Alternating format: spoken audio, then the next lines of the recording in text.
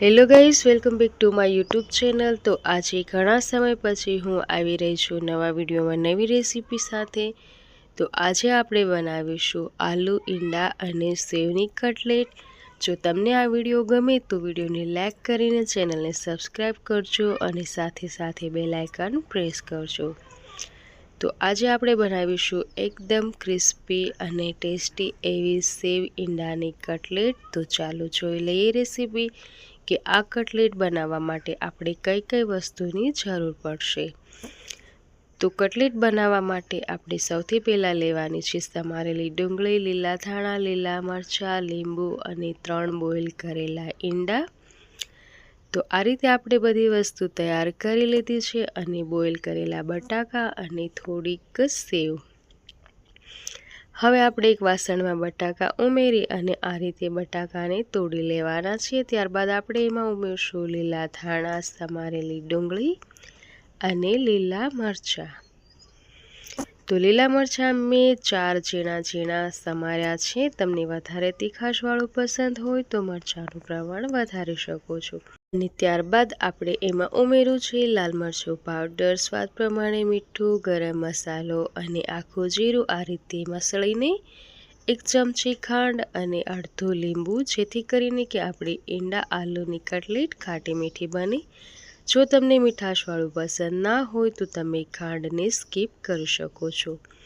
હવે આપણે બધી વસ્તુની સરસ રીતે મિક્સ કરી લેવાની છે અને સરસ મજાનો આપણો આ બધો મસાલો બટાકામાં લાગી જાય એ રીતે આપણે કટલેટનો માવો બનાવી લેવાનો છે।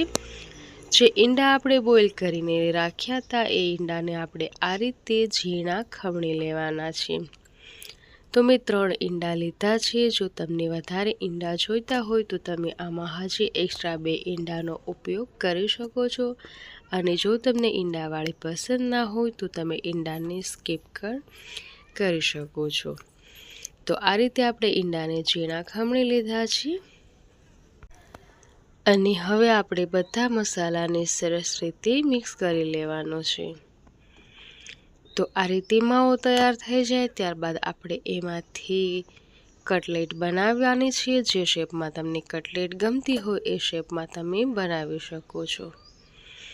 તો આ રીતે આપણે ઈંડાનો મસાલો તૈયાર કર્યો છે ગાઈઝ, અને હવે આપણે આ રીતની ગોળ ટિક્કી તૈયાર કરી લઈશું। તો છે ને એકદમ ઇઝી રેસીપી અને ફટાફટ બની જાય છે, સ્વાદમાં પણ ખૂબ જ ટેસ્ટી લાગતી હોય છે। તો તમે પણ આ રીતે એકવાર ઈંડાની કટલેટ ચોક્કસથી બનાવજો। તો આ રીતે આપણે બધી ટિક્કીને તૈયાર કરી લીધી છે। તો એક ડીશ ભરીને આપણી ટિક્કી તૈયાર થઈ છે અને હવે આપણે આ રીતે એક ઈંડું બીજા વાસણમાં ફોડી લેવાનું છે અને ત્યારબાદ એને મિક્સ કરવાનું છે।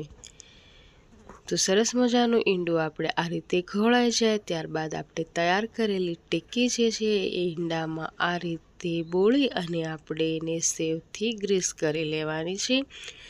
તો ઈંડામાં કટલેટ બોળશું તો આપણે જ્યારે સેવમાં ગ્રીસ કરશું ત્યારે એ આસાનીથી સેવ ચીપકી જતી હોય છે। તો સૌથી પહેલાં તો આપણે બધી કટલેટને આ રીતે તૈયાર કરશું અને ત્યારબાદ તળશું, જેથી કરીને કે જ્યારે આપણે તળીએ ત્યારે સેવ છૂટી ના પડે।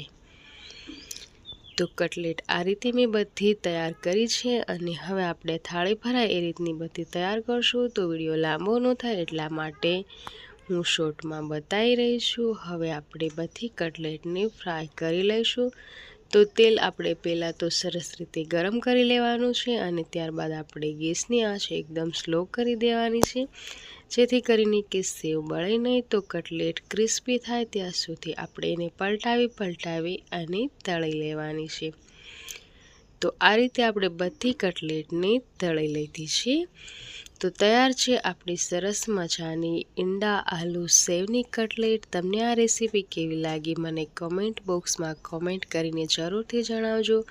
વિડીયો ગમે તો લાઈક અને તમારા ફ્રેન્ડ્સ અને ફેમિલીમાં શેર કરજો। ફરીથી મળીશું નવી અને નેક્સ્ટ રેસીપીમાં। આવજો, bye bye and take care.